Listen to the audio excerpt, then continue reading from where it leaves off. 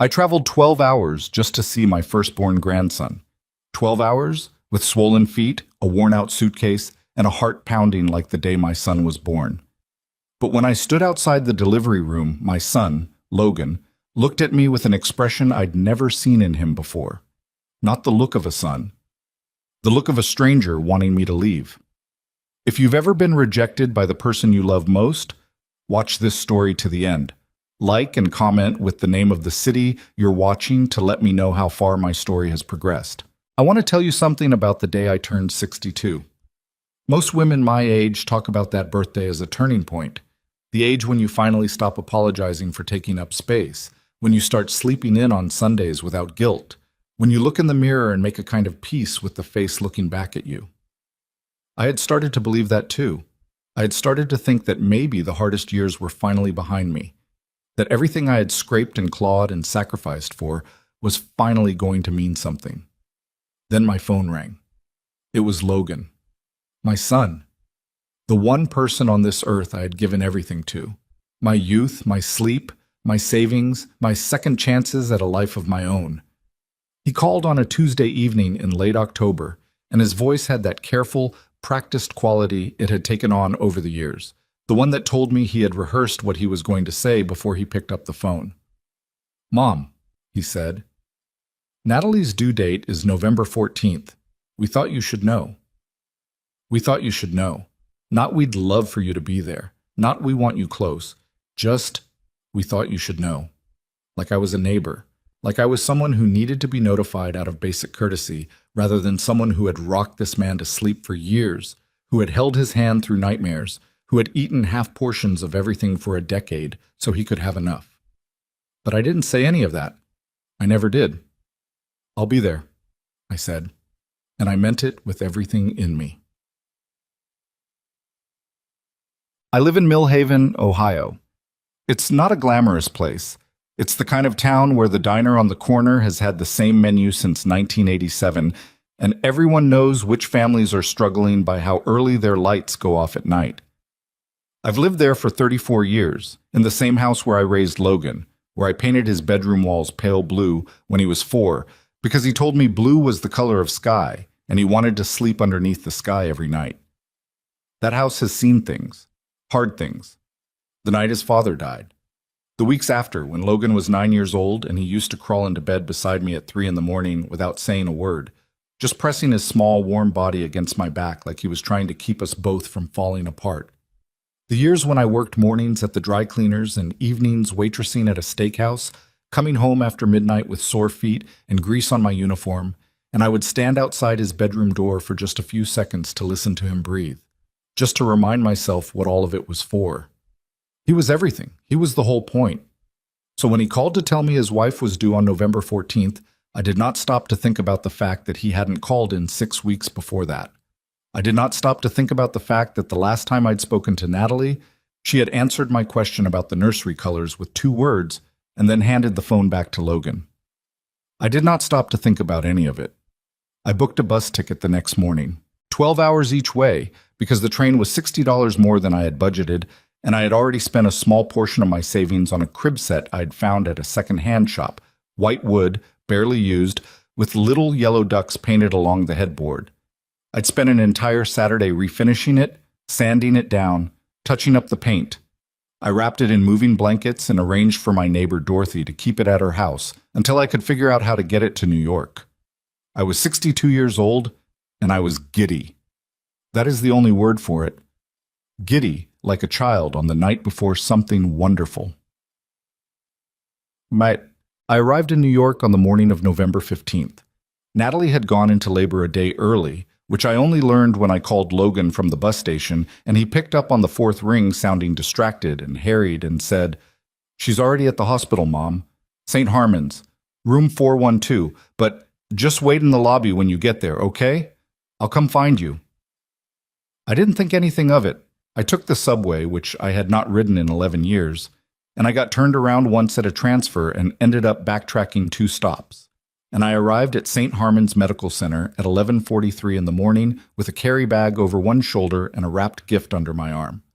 A handmade quilt from Dorothy, who had sewn little stars into the border because Logan had always loved stars as a boy. The lobby was bright and impersonal the way hospitals always are. That particular kind of fluorescent lighting that makes everyone look slightly unwell. I found a seat near the elevator bank and I waited. I texted Logan, "I'm here, in the lobby, whenever you're ready." An hour passed. I got a cup of coffee from the vending machine. I checked my phone 12 times. I watched nurses in blue scrubs pass through the automatic doors, watched a man about Logan's age walk through holding a tiny car seat with a baby inside it, his whole face transformed by something I can only describe as barely contained joy. His wife walked beside him slowly, carefully, gripping his arm, and they were both laughing at something the nurse was saying. I watched them go through the glass doors and I felt something warm move through my chest. Soon, I thought. Soon that will be us. At 12:58, Logan appeared. He came through the elevator doors in a gray Henley and dark jeans, and he looked tired in the way that new fathers always look tired. Not the bad kind, just the overwhelmed kind, the wrung out by wonder kind. I stood up immediately. I lifted my arms. He hugged me, briefly. The kind of hug you give an aunt you see twice a year. Shoulders in, quick pat on the back, immediate release. "Hey, Mom." "Logan." I kept my hands on his arms, studying his face. "How is she? How's the baby? Is everyone okay?"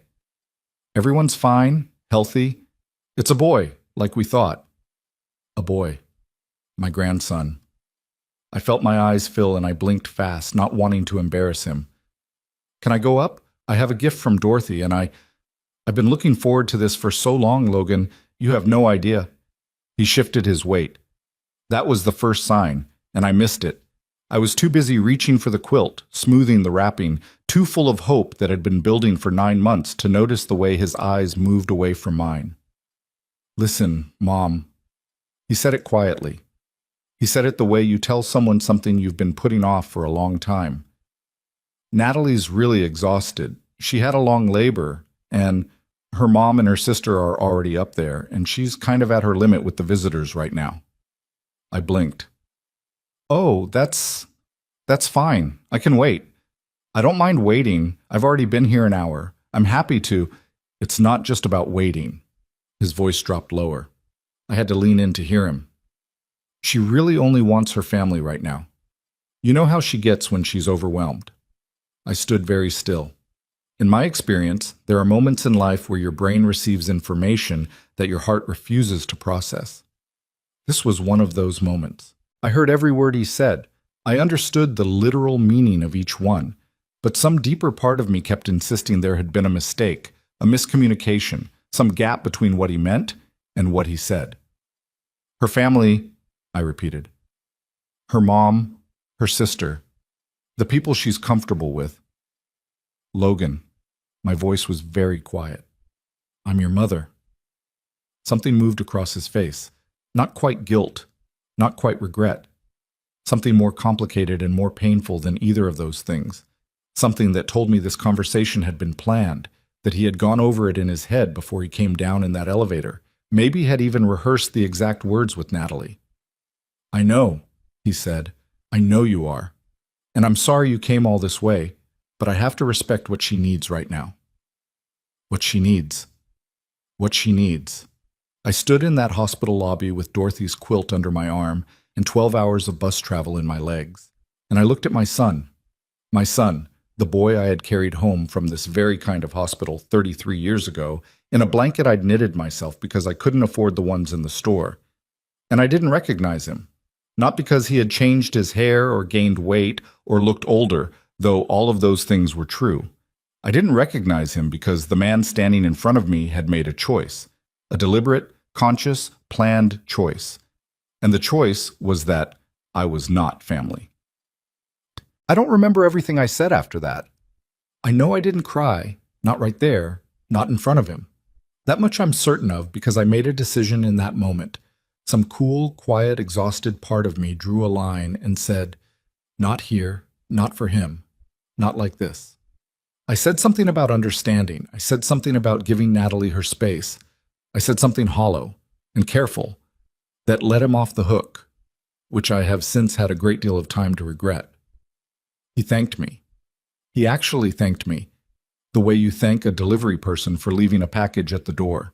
Then he went back into the elevator and the doors closed, and I stood there alone in the middle of that bright, indifferent lobby while strangers walked around me and a PA system announced visiting hours in a voice that echoed off the walls.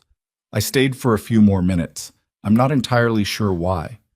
Part of me, the stubborn and irrational part, kept waiting for the elevator doors to open again, for Logan to come back out, to say he'd made a mistake, to say, "Come on, Mom, the baby wants to meet his grandmother."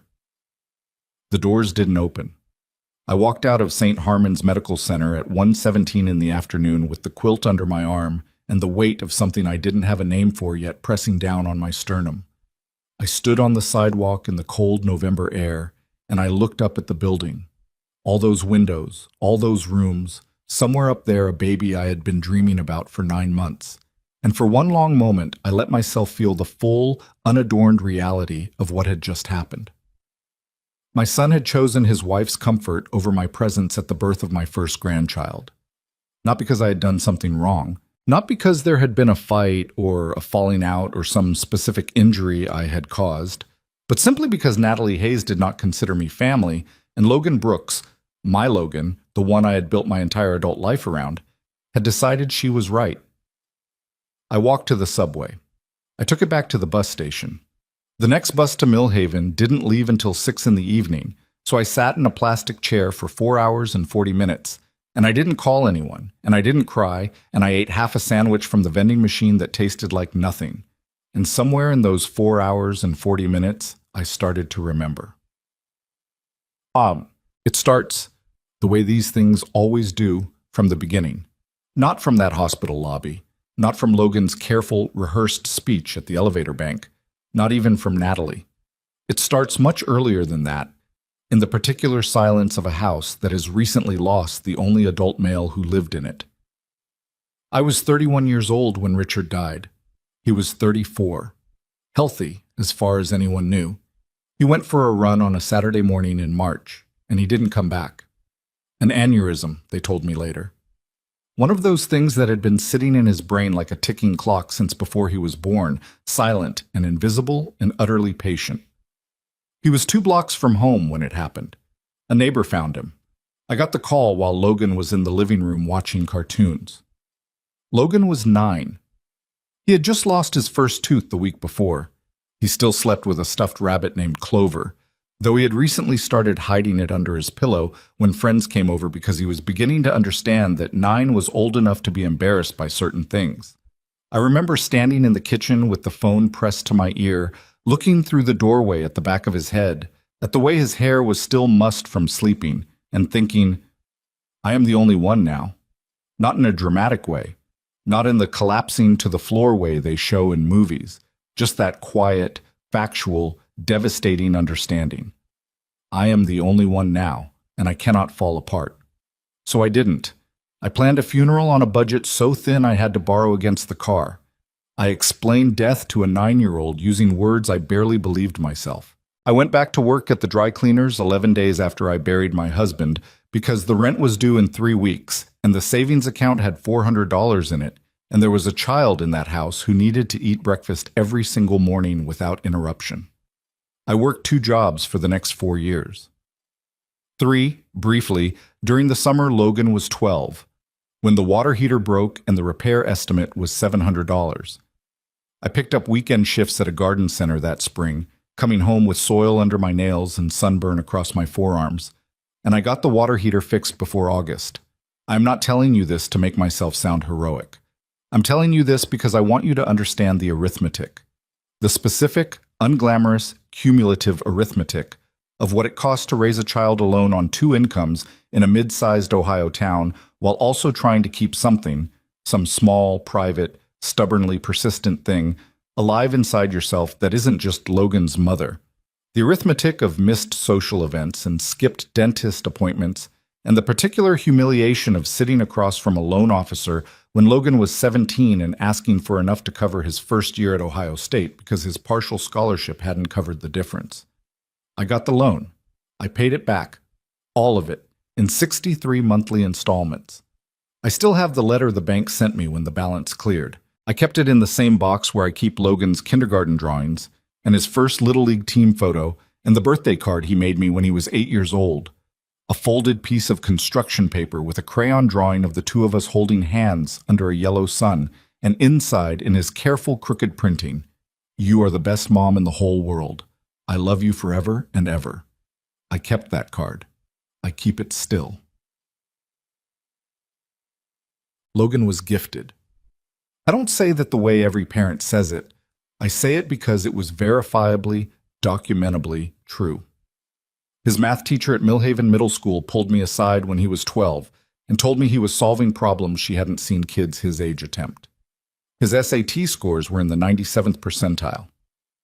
He got into his engineering program at Ohio State on the strength of a portfolio he had assembled himself, and when he graduated 4 years later, magna cum laude, with a job offer from a firm in New York already in hand, I sat in that stadium in Columbus in a dress I'd bought on clearance at a department store, and I cried so hard the woman sitting beside me put her hand on my arm. I was so proud of him. I want you to hold on to that, because what I'm about to tell you is going to make it harder to remember, and I need you to understand that the pride was real. The love was real. The years of sacrifice weren't transactions. I didn't pour everything I had into that boy because I was expecting a return on my investment. I did it because he was my son, and I loved him with the kind of love that doesn't ask permission and doesn't calculate costs. But somewhere between that stadium in Columbus and the hospital lobby in New York, something changed, and I have spent a long time trying to pinpoint exactly when. The honest answer is that it didn't happen all at once. It happened the way erosion happens, slowly, incrementally, each small loss so minor that you don't name it at the time, and then one day you look at the landscape and you don't recognize it. The first year Logan was in New York, he called every Sunday. We talked for an hour sometimes, longer. He told me about his colleagues, about the city, about the project he was working on, a structural assessment for a bridge in Queens that he was clearly thrilled about. He asked about Millhaven, about Dorothy, about whether the Hendersons' old dog was still digging under our shared fence. He was still my son that first year. Present, curious, mine. Then he met Natalie. She was a financial analyst. He told me about her in March of the year he turned 27, and his voice had a quality I hadn't heard before, careful and bright at the same time, like he was holding something precious he wasn't sure how to carry. I was glad for him. Genuinely, completely glad. I had worried sometimes that the way he'd grown up, just the two of us, the weight of everything resting on that small household, had made him wary of attachment.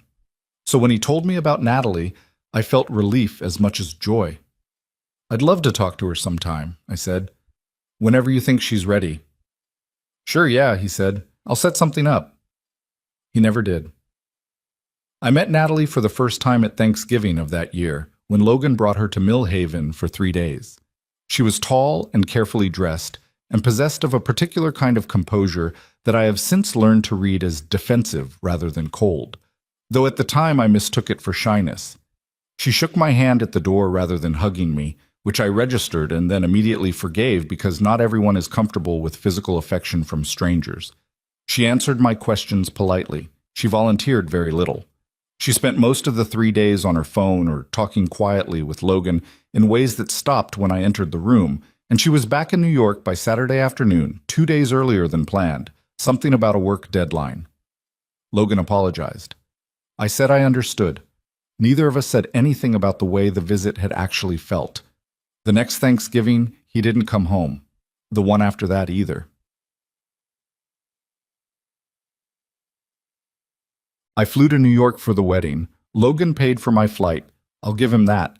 And I had a seat in the second row, right behind Natalie's parents and her sister Claire, who were all in the first row together and who had a shared ease with Logan, a fluency of inside jokes and casual touch, that told me they had been spending time with him regularly, that they knew him in the everyday sense in ways I no longer did. Natalie's mother, Diane, wore a pale blue dress that probably cost more than my monthly grocery budget. She hugged Logan when he walked down the aisle to take his place. She reached out and adjusted his lapel, and he let her. He looked at her with uncomplicated affection. I sat in the second row and I watched that, and I told myself it was fine, that it was good, That Logan, having more people who loved him, was not a subtraction from what we had. I almost believed it. At the reception, I was seated at table 9. I counted the tables. There were 11. Table 1 was the wedding party and immediate family. Table 9 was where they put the cousins and the college friends, and a couple of Logan's colleagues who didn't seem to know anyone else either. I sat between a man who worked in Logan's firm's Denver office and an elderly woman I eventually figured out was Natalie's great aunt, who spent most of the dinner talking to the woman on her other side. Logan danced with me at some point. The DJ played something he said was for the mothers, and we swayed on the dance floor for 3 minutes while he held my hand. He looked distracted. He kept glancing over his shoulder. "Are you happy?" I asked him.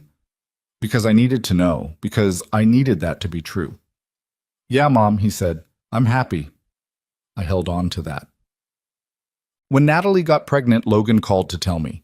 He was warm on the phone, warmer than he'd been in a while.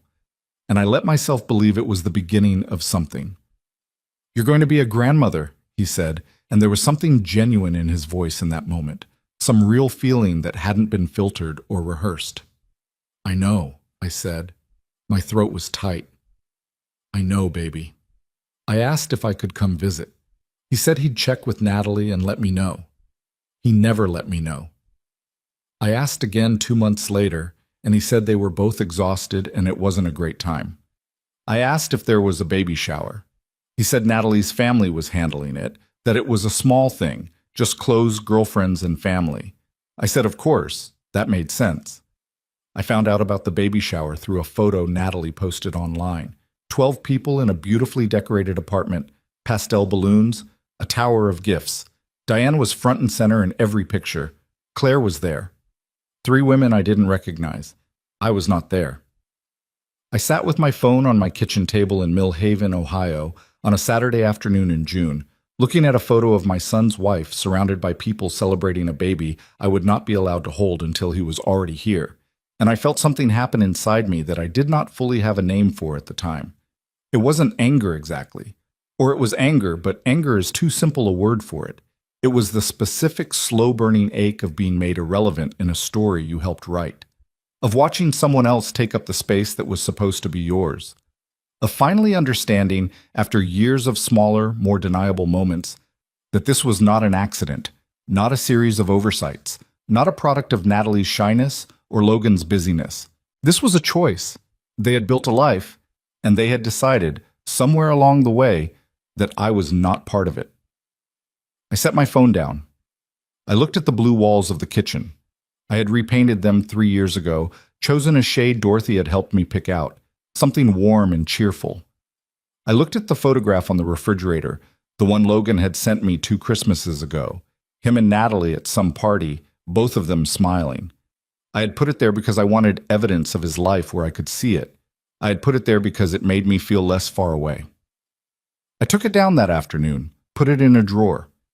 Then I went back to the refinished crib in Dorothy's garage, and I sat beside it on a folding chair for a while, running my hand along the painted yellow ducks, thinking about the October evening years ago, when Logan had looked up at me from his own crib, just a few days old, that incomprehensible smallness, and blinked, and I had thought, I would do anything, anything at all. I had meant it. I still meant it. That was the problem. November 15th. Bus station. 4 hours and 40 minutes until the 6 o'clock back to Mill Haven. I sat with Dorothy's quilt in my lap and I thought about all of it. The phone calls that thinned out, the visits that were rescheduled and then dropped, the wedding table, the baby shower photos, the careful way Logan had rehearsed his speech in the elevator bank. I thought about the hospital upstairs where my grandson was taking his first breaths in a room I was not allowed to enter. I thought about Diane, who was almost certainly up there right now, holding him, her face going soft the way new grandmothers' faces go soft, taking up a space that I had imagined for myself for 9 months, and had apparently lost without ever being told I was in a competition. I thought about Richard. I thought about how he would have handled this. Whether he would have been wiser than me, steadier, whether he would have seen earlier what I had spent years refusing to see. I thought about the construction paper birthday card. I love you forever and ever. And somewhere in that plastic chair in that bus station, Between the cold coffee and the half-eaten sandwich and the hum of the overhead lights, I felt something shift. Not break, not collapse, not the dramatic movie-style shattering that stories like this are supposed to have. Just shift, like something very slowly turning, like a compass needle finding a different north. I had spent 33 years being Logan's mother in the way that I believed mothers were supposed to be. Total, self-effacing, available, inexhaustible. I had built my identity so thoroughly around his needs that I had very nearly forgotten I was a person with my own edges, my own needs, my own right to be treated with basic dignity by people I loved. I hadn't forgotten entirely. There was still enough of me left to notice the sting, still enough to sit in a bus station and feel the full weight of what had been done to me. But the question, and this is the question that would take me a very long time to fully answer, was what I was going to do with that weight. Whether I was going to keep carrying it quietly, the way I had been carrying quiet things for 30 years, or whether, at 62, I was finally going to put it down. The 6 o'clock bus pulled up at 5:58. I gathered my bag. I picked up the quilt. I walked out through the glass doors into the cold November night. I didn't have an answer yet, but for the first time in longer than I could remember, I was asking the question. And sometimes I would learn this slowly, painfully, over the months ahead. Asking the question is the first act of saving yourself. The 6-hour bus ride home gave me too much time to think, which is the cruelest thing a long bus ride can do to a person who is already hurting. I kept replaying it. Not just the lobby, not just Logan's face. I kept going further back, the way you do when something finally breaks open and you realize the fracture has been there for a long time, invisible beneath the surface, spreading quietly while you convinced yourself everything was fine. I watched the dark Ohio countryside pass outside the smeared bus window, and I let the memories come, because I was too tired to keep pushing them away. The truth was that I had known, on some level, for a long time. I had known, and I had refused to name it, because naming it would have meant admitting that the thing I had sacrificed the most for was the thing that was slowly disappearing. Not Logan himself, but the version of Logan who had once needed me, who had once chosen me. What? The distance had started small enough that I'd had every reason to excuse it. He was busy. New York was demanding. The job was high pressure. The city was expensive. He was building something from scratch in a place that didn't hand anything to anyone. I understood all of that.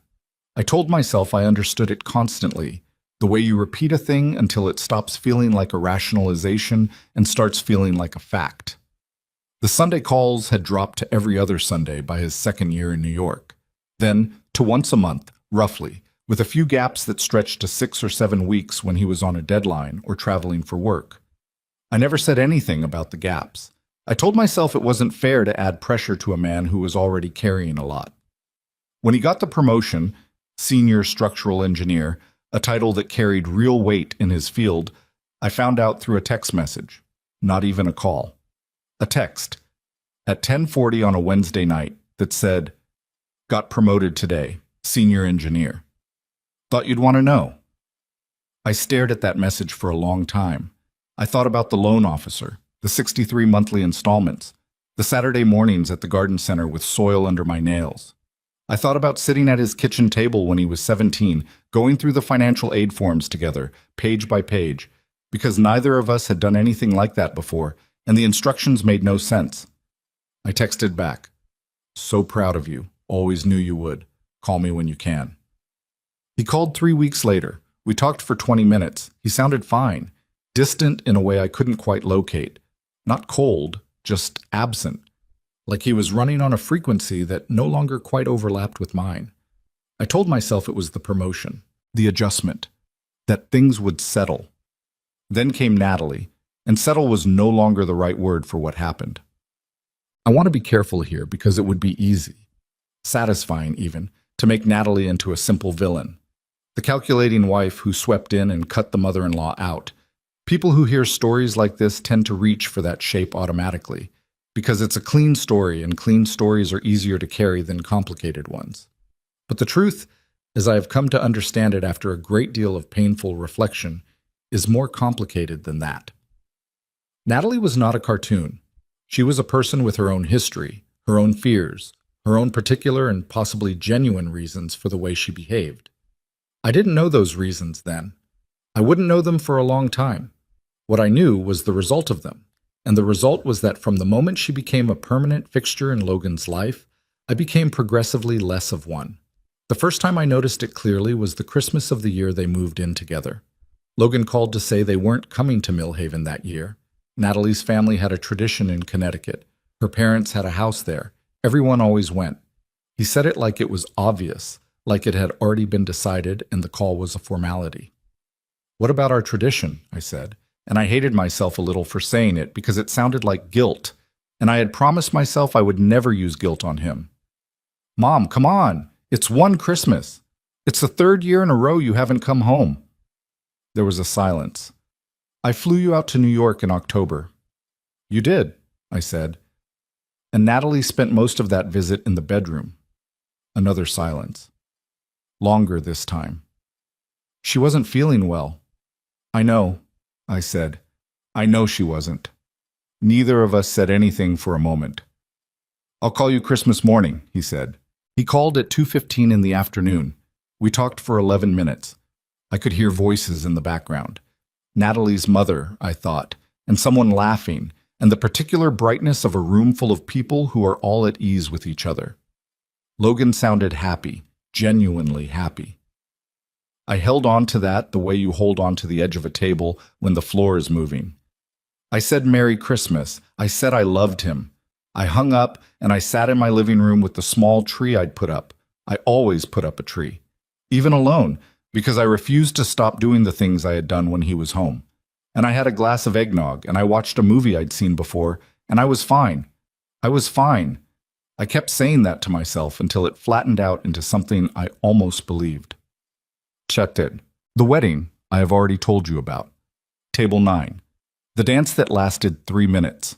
What I haven't told you is the conversation I had with Dorothy the morning after I flew home. Dorothy has been my next-door neighbor for 26 years. She is 71 now, small and sharp, and possessed of the particular wisdom that comes from having survived 2 divorces and a son who moved to Australia without much warning. She was waiting on her porch when my taxi pulled up, which meant she had been watching for me, which is exactly the kind of thing Dorothy does. "How was it?" she asked. I sat down on her porch steps. I was still in the dress I'd worn on the plane. "Beautiful ceremony," I said. "Natalie looked stunning." Dorothy looked at me for a moment. "Evelyn." "Table 9, I said. She was quiet. "Out of 11 tables, Dorothy. Table 9. She sat down beside me on the steps and didn't say anything, which is one of the things I love most about her. She didn't try to reframe it or excuse it or tell me Logan was probably just overwhelmed with logistics. She just sat there and let me feel it. "The thing is," I said after a while, "I don't think he even noticed.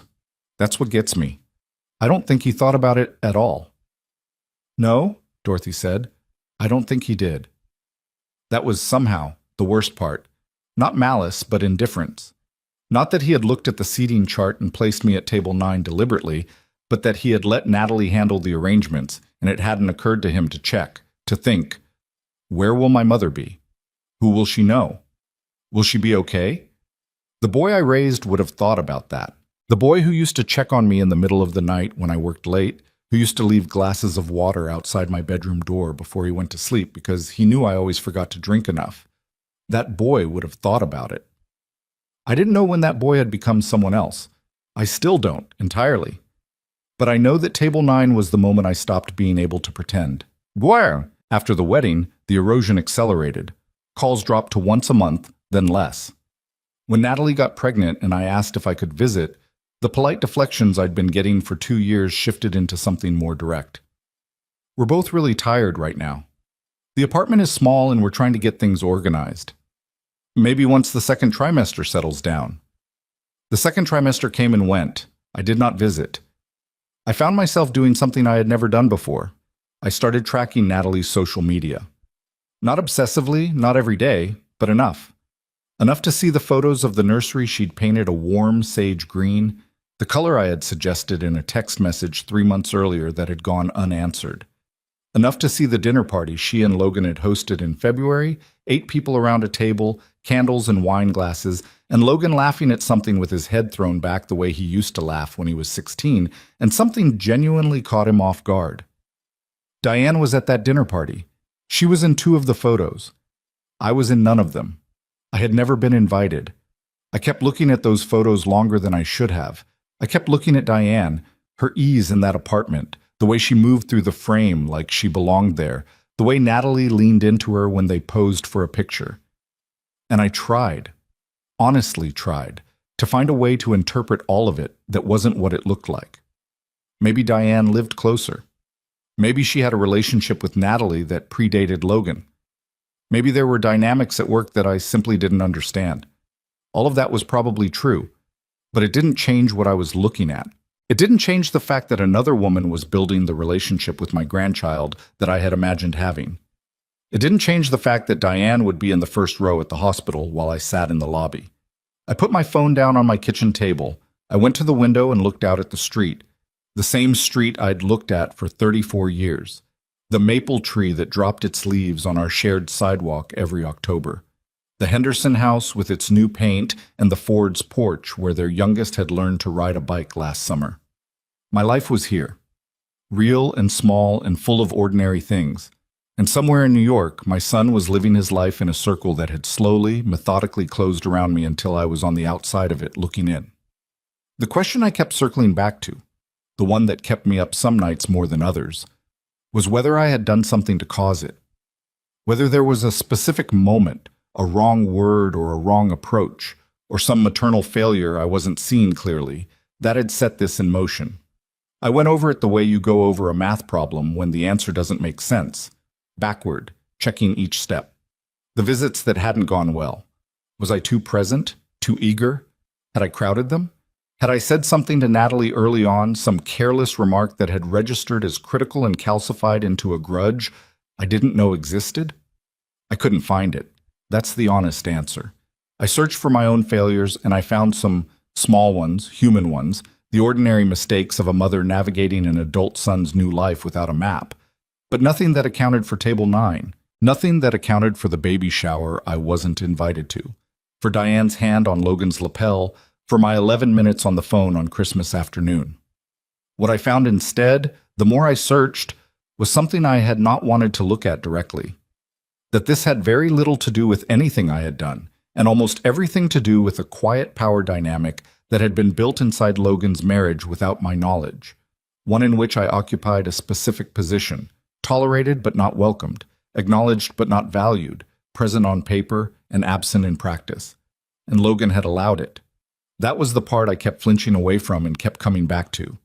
Logan was not a passive man. He was thoughtful and capable and had, for the first 26 years of his life, been someone who paid attention to the people he loved. His allowing this was not an accident. It was a choice, made quietly, one small surrender at a time, until the accumulated weight of all those surrenders had turned into something that looked permanent. I tried one more time. This was about 4 months before the baby came. I called Logan on a Sunday morning, which I still did, out of habit, even when weeks had passed. And when he picked up, I could hear Natalie in the background, hear the particular quality of his attention splitting between the call and wherever she was in the apartment. "Logan," I said, "I need to talk to you about something, and I need you to really hear me." "Okay," he said. "What's up?" "I feel like I'm losing you," I said. And I know that sounds dramatic, but I've been trying to find a less dramatic way to say it for a long time and I can't, so I'm just saying it directly. I feel like I'm on the outside of your life, and I don't know how to get back in, and I need you to tell me honestly. Is there something I've done? Something I can fix? Because I would fix it, Logan. Whatever it is, I would fix it. There was a silence. "Mom, you're not losing me. I haven't been inside your apartment in 14 months. We've been busy. I found out about your promotion from a text message." Another silence. Longer. "I'm sorry about that," he said, and he sounded like he meant it, a little. "I should have called." "I'm not trying to make you feel bad," I said. "I'm trying to tell you that something is wrong, and I don't want to keep pretending it isn't. I'm your mother. I want to be part of your life. Not in the middle of everything, not in the way that's uncomfortable for Natalie. I understand she needs her space, and I respect that. But I need to know that there's a place for me. Of course there's a place for you, he said. Then show me where it is, I said. Because right now I can't find it. Another long silence. And then, from somewhere in the background, I heard Natalie say his name. Not sharply. Not a command. Just his name, in the particular tone of voice that meant, "Come here, I need you." And Logan said, "Mom, I have to go. We'll talk more about this, okay? I promise." He did not call back that day. He did not call back that week. 3 weeks later, he texted to tell me the baby was due in November. That was the last real conversation we had before I ended up in that hospital lobby. Well, I got home from New York on the morning of November 16th. I unlocked my front door, put down my bag, and stood in my kitchen for a long time without moving. The house was quiet in the particular way that houses are quiet when you've been away and everything has continued existing without you. The refrigerator hum, the creak of the floorboards, the particular quality of morning light through the curtains over the sink. I looked at the drawer where I'd put Logan's photograph. I didn't open it. I put on a pot of coffee. I sat down at the kitchen table. And I thought about what Logan had said in the lobby. She only wants her family right now. And I thought about all the months leading up to that moment, all the small rejections I had absorbed and explained away, and I finally let myself sit inside the full weight of what I had been carrying. Not with self-pity. Or maybe with a little self-pity, honestly. I'm not going to pretend otherwise, because that would be another kind of dishonesty, and I've had enough of those. But mostly with something clearer, something that felt, for the first time in a long time, close to clarity. I had given Logan everything I had, and somewhere along the way, without either of us fully realizing it, he had learned to take everything I offered without asking whether there was a cost. Not because he was cruel, because I had never let him see the cost, because I had been so determined to be the kind of mother who never burdened her child that I had become invisible to him. Needs-free, infinitely available. The person you could call when you wanted to and forget about when you didn't. I had done that. That part was on me. But there is a difference between a child not seeing the cost and a grown man choosing not to look. Logan was 33 years old. He had been watching me navigate the edges of his life with careful, accommodating grace for years. He knew, he had to know, that something was wrong, and he had chosen, repeatedly, to let Natalie's comfort take precedence over my presence. That choice had a name. And that morning, sitting in my quiet kitchen with my coffee cooling in front of me, I finally said the name out loud, to no one but myself. It was not a name I had expected to give to anything my son did. But it was the right name, and I was done pretending it wasn't. I pulled out a notepad from the kitchen drawer, the one where I kept grocery lists and reminder notes, and I wrote a single line at the top of the page. What do I want the rest of my life to look like? I had no answer yet, not a real one, but writing the question down was the first honest thing I had done in years. And somewhere across the room, in the closed drawer beneath the counter, Logan's photograph sat in the dark, and I left it there. The notepad stayed on my kitchen table for 3 days before I wrote anything else on it. I'd look at that single line every morning when I sat down with my coffee. What do I want the rest of my life to look like? And I'd sit with it for a while, and then I'd get up and do something practical, because practical things are easier than the large questions. I cleaned the gutters. I reorganized the pantry. I walked to Dorothy's and helped her put her storm windows in for winter, and we didn't talk about New York at all, which was exactly what I needed. Dorothy has always understood the difference between the times I need to talk and the times I need to do something with my hands and be near another person without having to explain myself. Logan did not call. He sent a text on the 3rd day. A photograph, actually. The baby. Wrapped in a white hospital blanket, face scrunched in that ancient, half-formed way of newborns, eyes closed. The caption said, Eli, 7 pounds, 4 ounces, everyone healthy.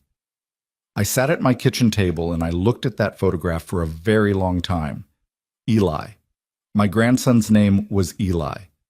I had not been consulted, had not been told in advance, had not been given the courtesy of a phone call to announce it. I found out my grandson's name the same way a distant acquaintance would, through a text message alongside a photo that I suspected had been sent to a group thread rather than to me specifically. I typed back, "He's beautiful. Thank you for sending this." I stared at what I'd written. Then I deleted "thank you for sending this" because I was done thanking people for doing the bare minimum. I sent, "He's beautiful. His name suits him." I put the phone down and I did not cry. I was starting to notice that I was crying less. Not because the pain was diminishing. If anything, it was sharpening, clarifying into something more precise and harder edged than the blunt grief of the bus station. But there is a point at which the body runs low on certain responses. And I think I had begun, without quite deciding to redirect the energy that crying had been using into something else. I just didn't know what yet. Sad. December came. Then January. Then a February that was brutally cold even by Ohio standards, the kind of cold that made the old pipes in my house knock and groan, the kind that kept me from taking my evening walks for 2 solid weeks. I was in the house more than usual, and being in the house more than usual meant I had more time alone with my thoughts, which was not always a comfortable thing. I had started the habit, and I'm not proud of this, but I'm telling it because it's true, of checking Natalie's social media more than I should have. Once a day at first, then more. Not because I expected to find anything good. I think, honestly, because I needed to be able to feel the full shape of what I was excluded from, like pressing a bruise to understand where it begins and ends. What I found in January and February was a careful, curated document of a life I was not in. Eli's first bath.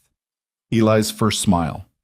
Natalie's caption said, "We think it's a real one," with 3 little hearts. Eli in a carrier on Logan's chest, while Logan made coffee in their kitchen, Logan looking tired and rumpled and deeply, visibly happy. Diane was in several photos, always natural, always clearly at ease. Holding Eli on the couch, standing in the kitchen while Natalie sat nearby. Once outside a restaurant with Logan and Natalie on either side of her like bookends. I was not in any of them. I had not been to New York since November. I had held my grandson for approximately 6 minutes total in the 48 hours after his birth when Logan had finally, reluctantly allowed me a brief visit. 6 minutes. I had counted because it was all I had, and counting was the only way to hold on to it. Dorothy found me on her porch one evening in February, sitting on the step in the cold without a coat on, my phone face down on the wood beside me. She came out, took one look at me, went back inside, and returned with 2 mugs of tea and a blanket she threw around my shoulders without asking. "I keep looking," I said, when she sat down. "I know," she said. "I should stop." "You should," she agreed. "You will, eventually." "He looked happy," I said. "In the photos. Logan looked genuinely happy." Dorothy was quiet for a moment, holding her mug in both hands. "That's a hard thing to see when you're hurting." "No," I said slowly. It's not the hard part. I want him to be happy. I have always wanted him to be happy. That's never been the question." I picked up my mug and stared into it. "The hard part is that he looks happy without me in it, and I keep trying to decide whether that's something I have to accept or something I have a right to fight." "What do you think?" Dorothy asked. "I think I've been fighting the wrong way for a long time," I said. Quietly, politely, accepting every reduction like it was reasonable and waiting for things to get better on their own, and they never got better, they just got smaller. Dorothy didn't say anything. She leaned her shoulder against mine, and we sat like that in the cold for a while, and I decided somewhere in that silence that I was going to stop watching other people live my son's life for me, that I was going to put the phone down and turn my eyes towards something I could actually affect. I went inside. I deleted Natalie's account from my saved pages. I did not go back.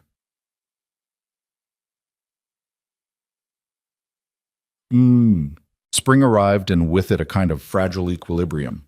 I still thought about Eli every day. His face in that hospital blanket, the particular smell of him in those 6 minutes, the way his fingers had curled around mine without knowing who I was. I still thought about the accumulation of everything that had brought me to that lobby. But I had stopped picking at it constantly, stopped needing to verify my own pain by searching for new evidence. I started walking again. Long walks, the kind I hadn't taken since Richard was alive, out past the park at the end of Millhaven's Main Street, through the cemetery where he was buried, which sounds morbid but has always felt to me like a place for thinking rather than grieving. I started having dinner with Dorothy twice a week. I signed up for a watercolor class at the community center, which I mention not because it became a transformative passion, but because it got me out of the house on Wednesday evenings and into a room with 7 other women between the ages of 58 and 74 who were all doing the same thing, finding new reasons to occupy their hands. I did not reach out to Logan. This was not a strategy, not a calculated move. It was simpler and more honest than that. I was tired of initiating, tired of performing ease and warmth and flexibility in a relationship that cost me far more than it cost him. I had nothing left to offer at the moment, and I was too exhausted to offer things I didn't have. He texted occasionally, short messages, a few weeks apart, a photo of Eli at 2 months, mouth open in what was unmistakably a laugh, a message in March that said Hope Ohio's warming up, as if we were casual acquaintances exchanging pleasantries about the weather. One in April that said Eli's sleeping through the night. Finally, we survived with an emoji I hadn't seen him use before, something his life with Natalie had added to his vocabulary. I responded to all of them. Briefly, warmly, without the elaborate emotional investment I used to pour into every reply. I was done performing unconditional enthusiasm for breadcrumbs. I could be kind and honest at the same time. That was something I was learning, slowly, at 62. Then came May, and May changed everything. It started with a voicemail from a number I didn't recognize, a 212 area code, New York City. The woman who left the message identified herself as a billing coordinator from St. Harmon's Medical Center. She said there was an outstanding balance on a patient account, that she was reaching out to the listed financial contact, and that she would appreciate a return call at my earliest convenience. I listened to that voicemail 3 times. Then I sat down because my legs had done something unreliable. I called the number back and I got the billing coordinator, a woman named Sandra, professionally neutral, clearly used to delivering uncomfortable information without letting any personal feeling attached to it. "Mrs. Brooks," she said, "thank you for calling back. I'm reaching out regarding the account of Eli Brooks. You're listed as the financial contact for this patient." "I'm listed as the what?" A brief pause. "The financial contact. The person responsible for billing inquiries and account matters." I kept my voice very level. "Who listed me?" "The admission paperwork indicates Logan Brooks as the primary account holder, with you designated as the financial contact." She paused again. "The current outstanding balance is $14,800. $14,800. I pressed my hand flat against the kitchen table to keep it steady. "Can I ask when this designation was made?" "The paperwork was processed during admission, November 15th. November 15th, the day I had sat in the lobby. The day Logan had stood at the elevator bank and told me Natalie only wanted her real family nearby. While I had been sitting in a plastic chair in the waiting room downstairs, clutching Dorothy's quilt and eating a vending machine sandwich, Logan had been filling out paperwork upstairs listing me as the person responsible for the bill.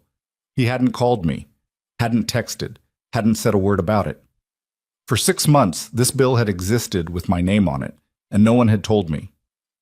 "Sandra," I said, and my voice was very quiet and very careful, the voice I use when I am most furious. "I need you to understand something. I was not present at this patient's birth. I was not consulted about the paperwork. I was not informed that my name had been used in this way, and I did not authorize anyone to list me as a financial contact for any account." Another brief pause. "I understand. Would you like to dispute the designation?" "I would like you to tell me what my legal obligations are under this designation."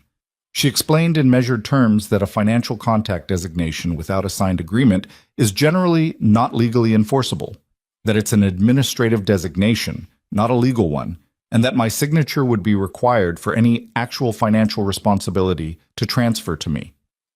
I asked her to send everything in writing to the address she had on file, and I thanked her and I hung up. I sat at my kitchen table for a very long time. 6 months. He had listed me as the financial contact 6 months ago, and he had said nothing, and I had been sending him friendly texts about Eli's sleeping schedule while a $14,000 bill sat somewhere in a filing system with my name attached to it. I want to be honest with you about what I felt in that moment, because the easy version of this story would have me feel only righteous anger, and the truth is more layered than that. There was anger, yes, a cold, steady anger that settled into me like stone, but underneath it was something older and more painful, because this wasn't the first time Logan had treated me as a resource rather than a person. It was just the first time he'd done it on paper. The dry cleaners, the waitressing job, the garden center Saturdays, the 63 monthly loan installments. Every choice I had ever made that quietly reduced my own needs in service of his. He had grown up absorbing all of that as baseline, as the natural order, as what mothers did. And somewhere in that absorption, he had developed a working assumption that I would always cover whatever needed covering, always step in when there was a gap, always be the soft place that caught him when something fell. He had not thought of me as the person in the lobby. He had thought of me as the safety net, and the safety net, apparently, was also responsible for the hospital bill. I did not call Logan that day. I waited, because I wanted to be clear-headed when I did, and I was not clear-headed that day. I walked to Dorothy's, which is what I do when I need to be somewhere that isn't my own head, and I sat at her kitchen table and I told her everything, all of it. The billing coordinator, the amount, the date, the fact that this had been sitting there for 6 months. Dorothy set down her teacup very deliberately. He listed you as the financial contact on the day he told you that you weren't welcome in the room. On the same day, I confirmed, while I was in the lobby. Dorothy was quiet for a moment. Then she said something I had not expected from her.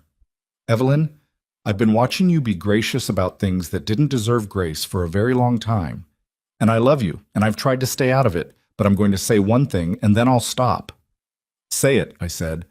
A person who will do that, who will say you're not family enough to be in this room and then list you as the money contact in the same breath.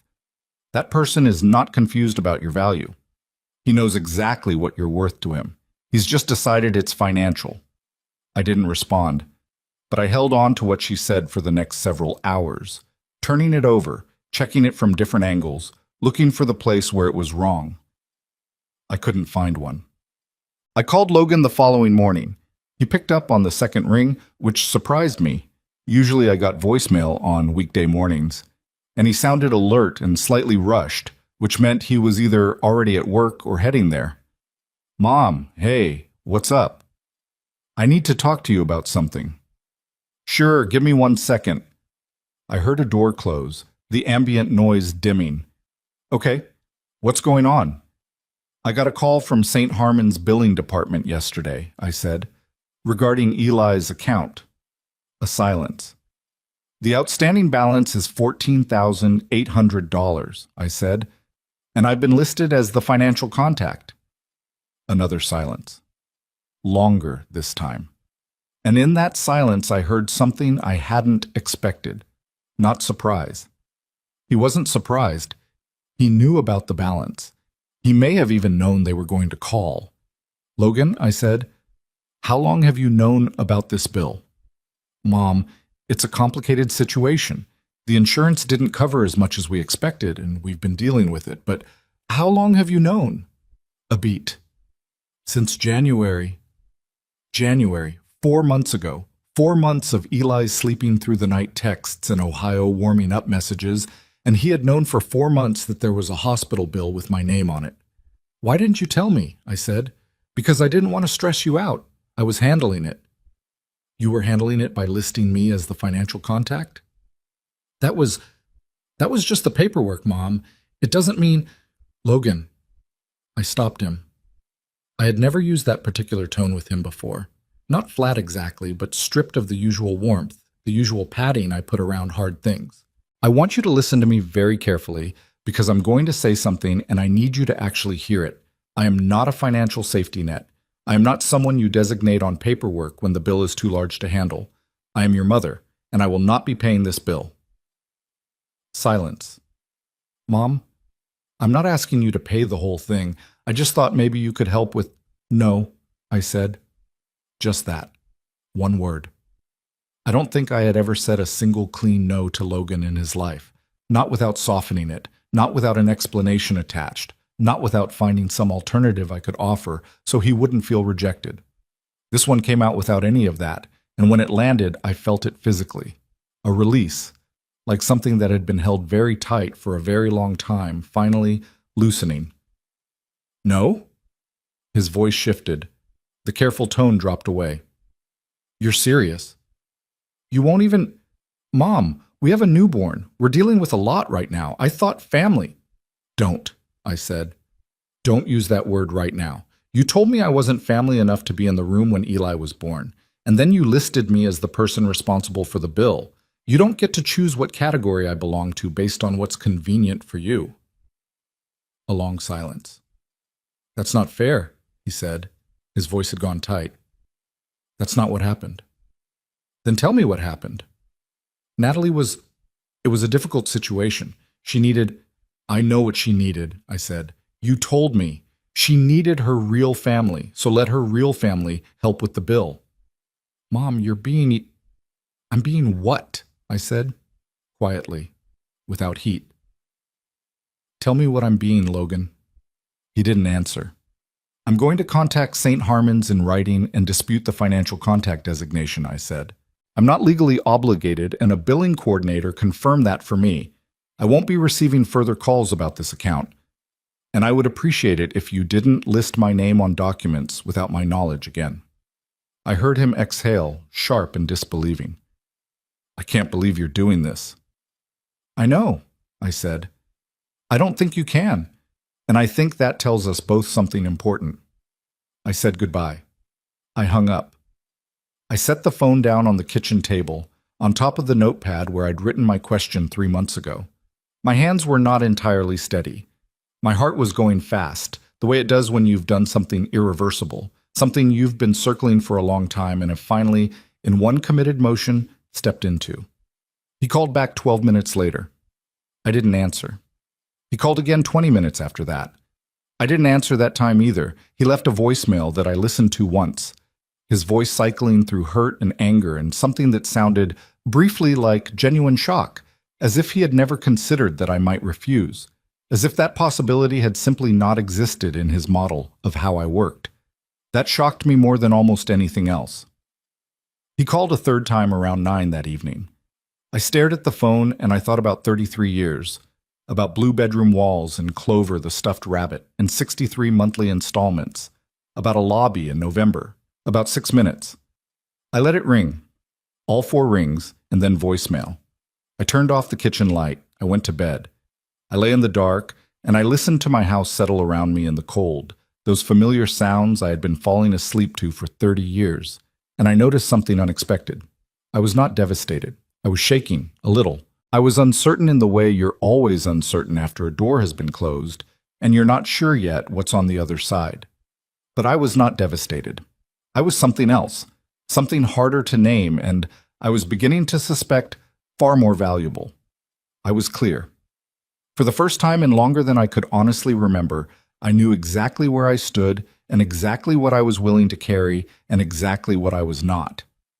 There was no performance in it, no calculation about how to manage Logan's feelings or soften the blow or leave room for him to feel like he hadn't been wrong. I had simply told the truth, and I had not apologized for it. The phone didn't ring again that night.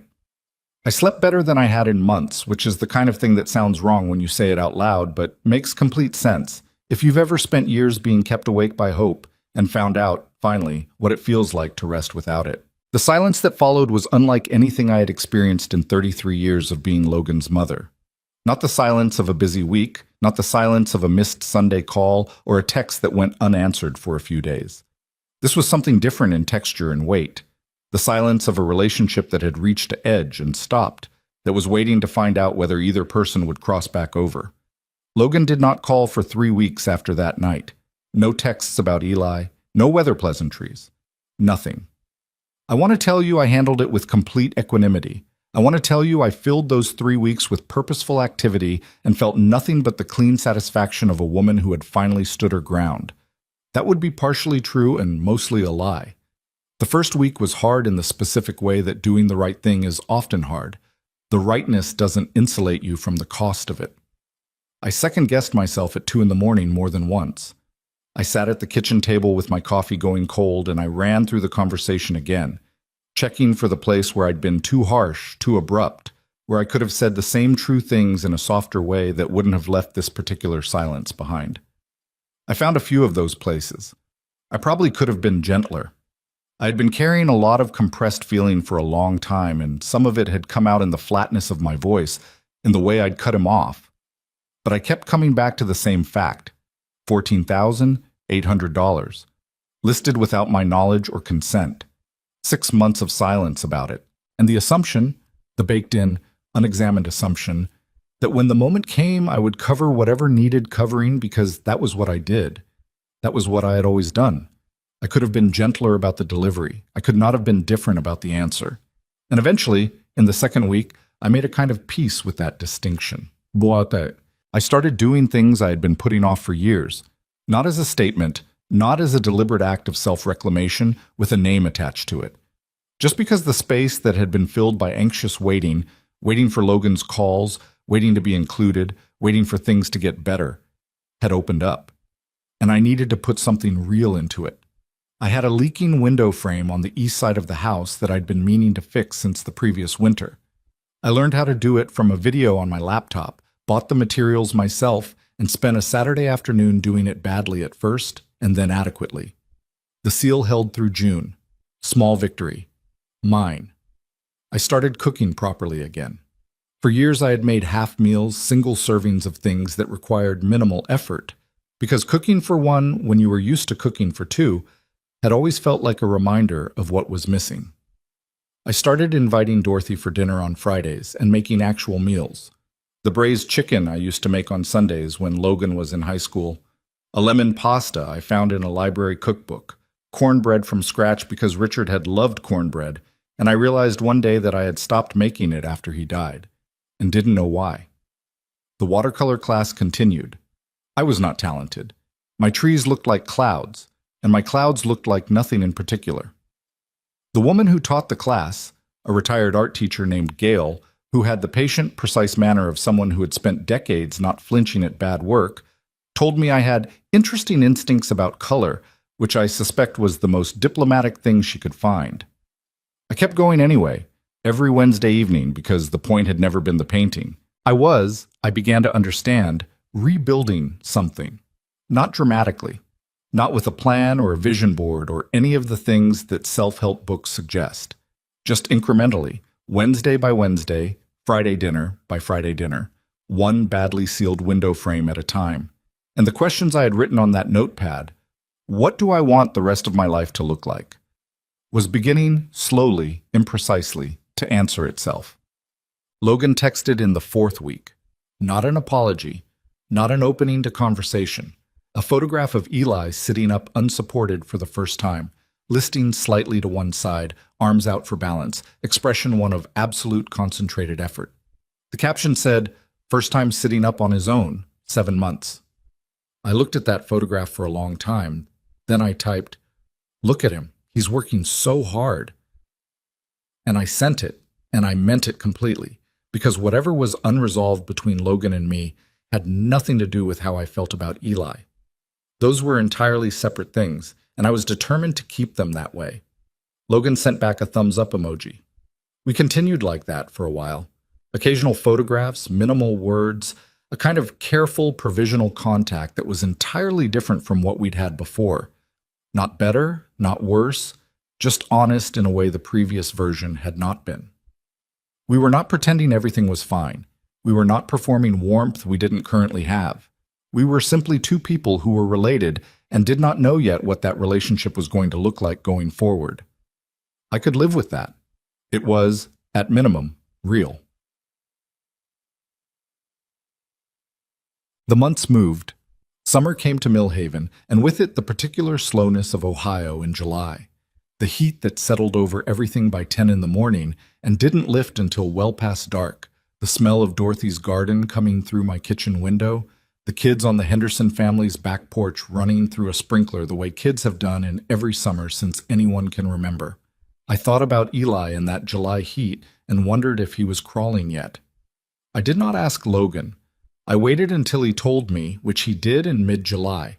A short video, 30 seconds, Eli moving across a kitchen floor with the lopsided, determined scramble of a new crawler, and Logan's voice off camera saying, "Go, go, go, buddy."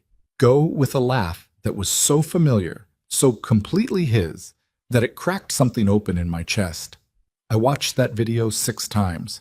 I did not respond immediately because I needed a few minutes first, and when I did respond, I kept it simple. He is absolutely going to keep you both running. Logan sent back a laughing emoji, and then, a few minutes later, something unexpected. "Yeah, we're already exhausted."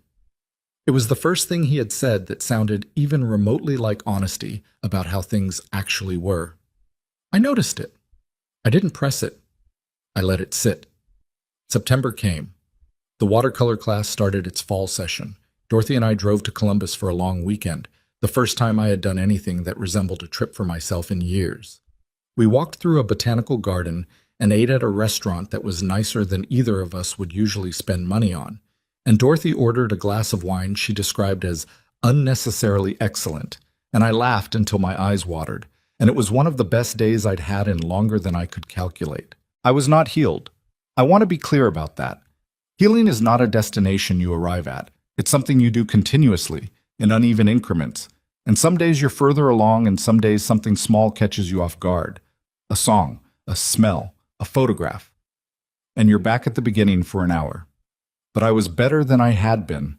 I was building something that belonged to me. And then, on a Tuesday evening in October, almost exactly 1 year after I had stood in that hospital lobby, my phone rang with a number I didn't recognize. It was a 212 area code. New York.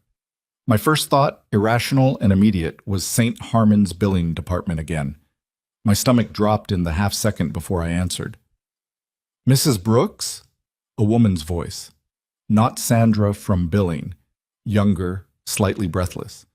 "This is a nurse calling from St. Harmon's Medical Center. I'm trying to reach family members for a patient. Is this Evelyn Brooks?" "It is," I said slowly. "I'm calling regarding Natalie Brooks. She was admitted this afternoon. We have you listed as an emergency contact." I sat down on the nearest chair. "What happened?" "I'm not able to share medical details over the phone, but I can tell you the patient is stable. We're trying to reach her husband, Logan Brooks. We haven't been able to get through to him directly. Do you have another number where we can—" "I'll reach him," I said. "Give me 5 minutes."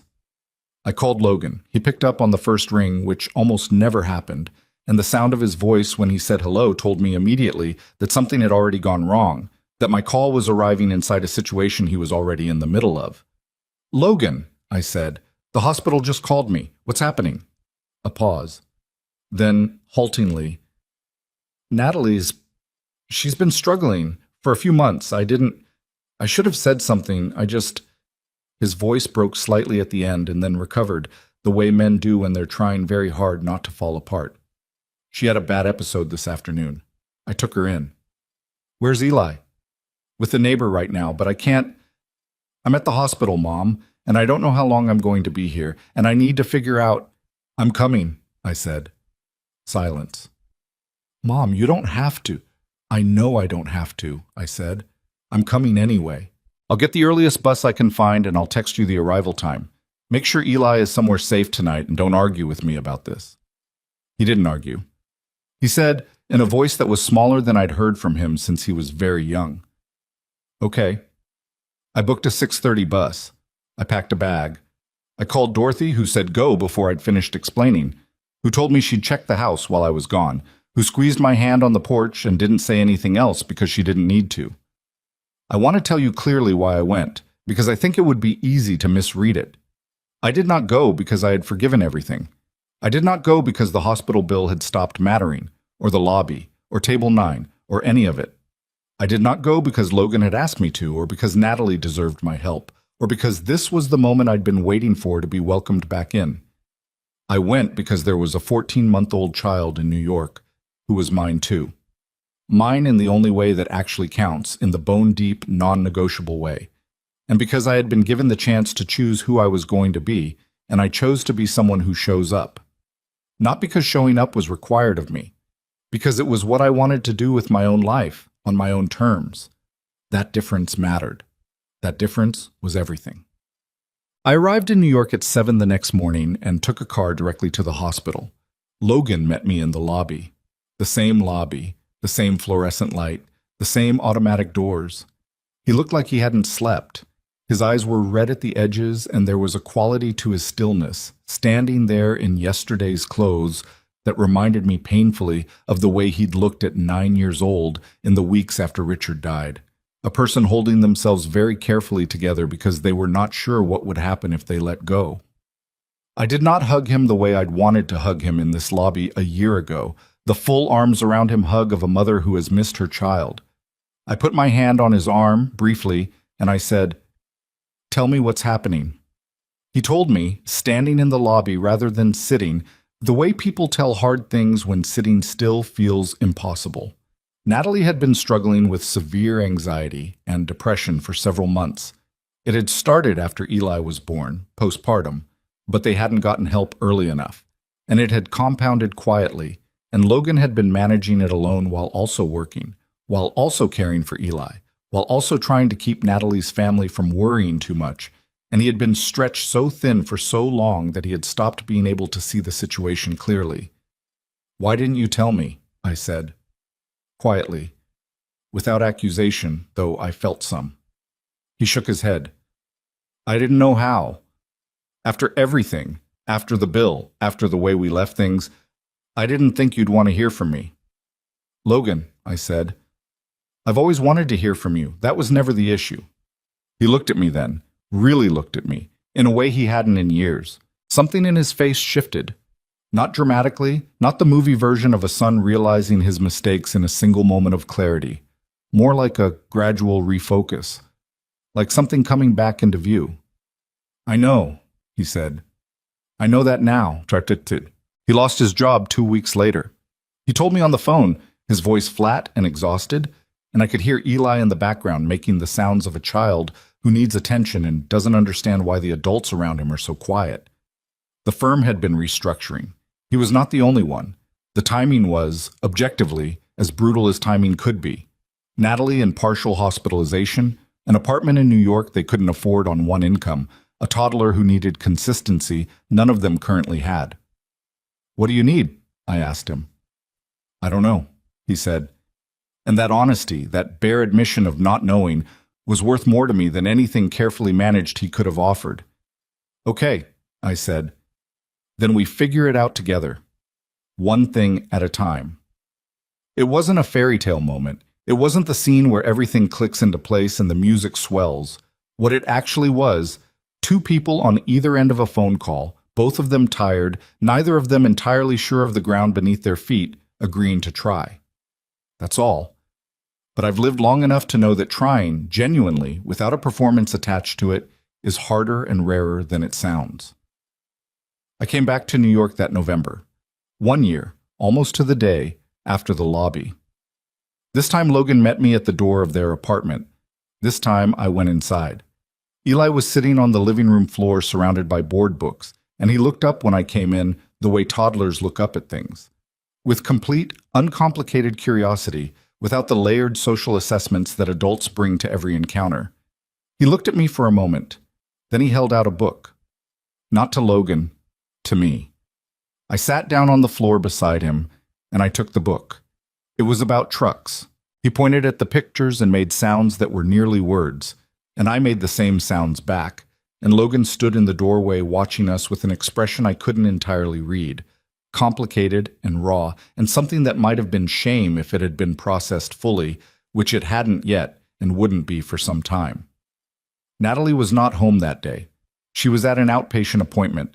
I had not spoken to her since before Eli was born. That conversation was still coming, and I was not naive about what it would require.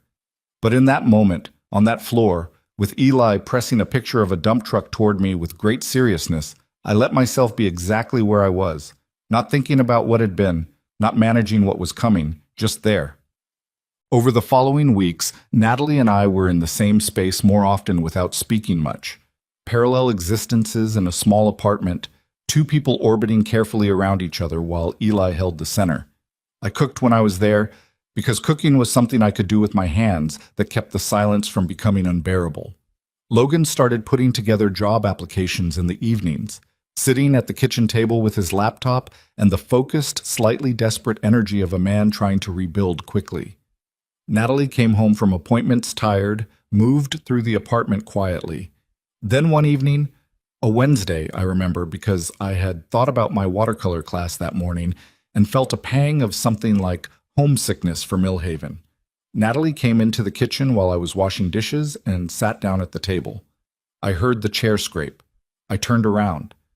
She looked smaller than I remembered. Not physically. She was the same tall, carefully composed person she had always been, except the careful composure had come apart at the seams in the way it does when someone has been through something that doesn't respect presentation. Her hair was down.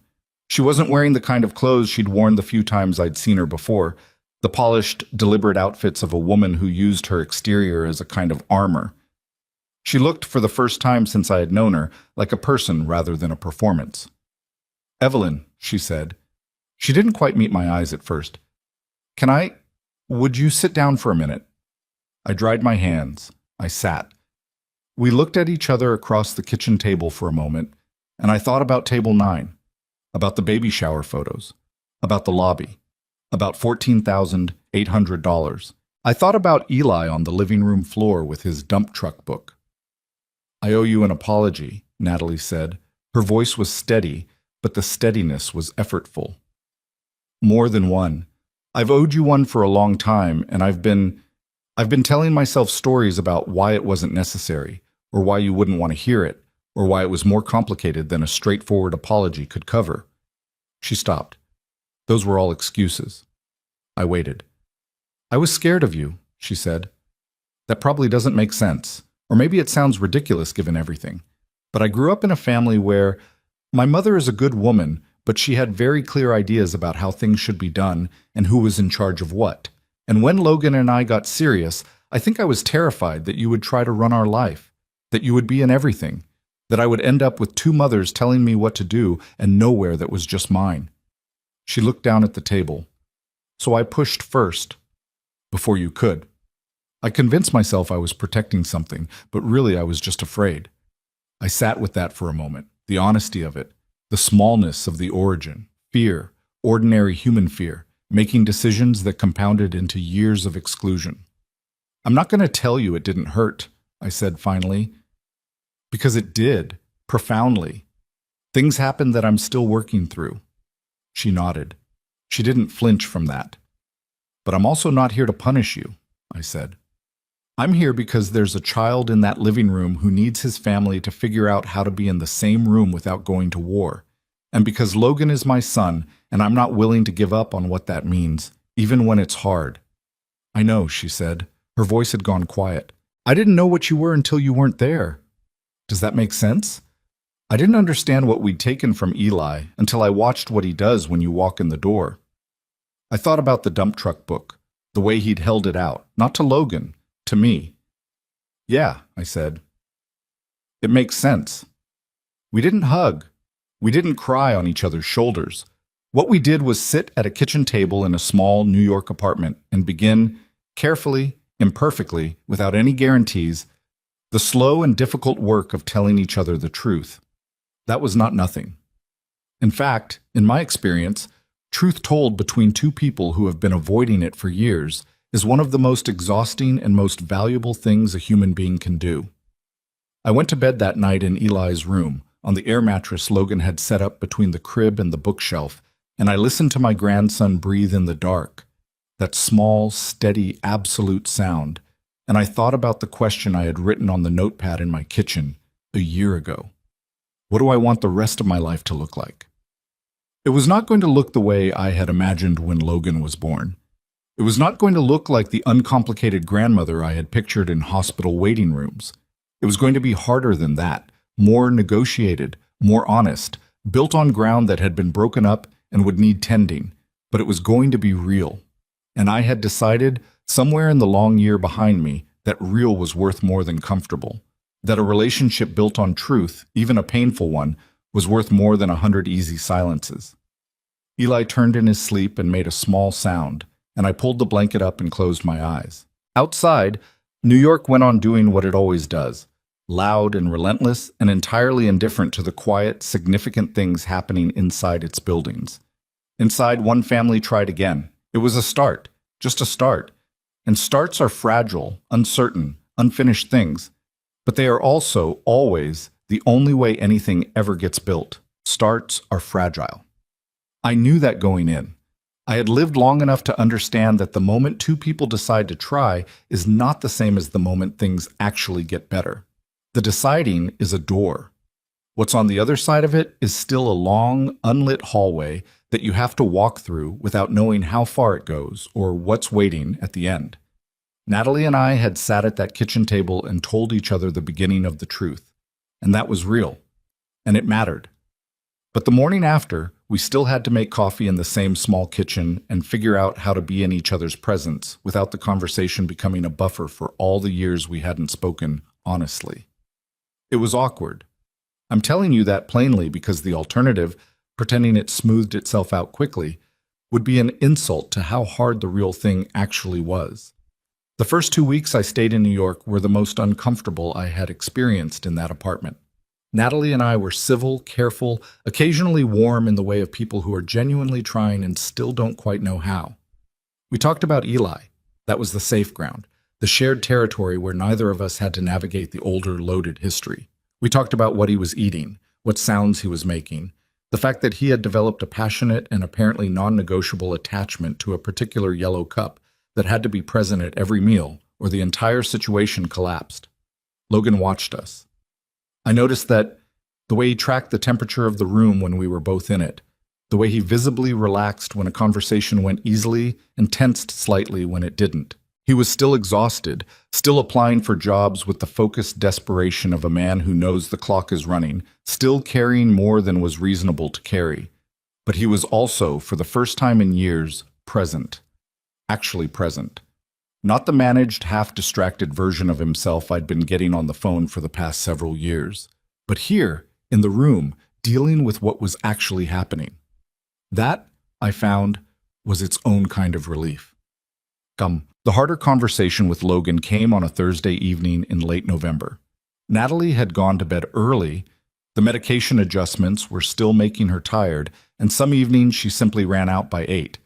And Eli was down, and Logan and I were at the kitchen table with cups of tea neither of us was really drinking. He started it. That mattered. He started it instead of waiting for me to, which was something he would not have done a year ago. "Mom," he said, "I need to talk to you about the hospital, about all of it." "Okay," I said. He looked at his tea for a moment.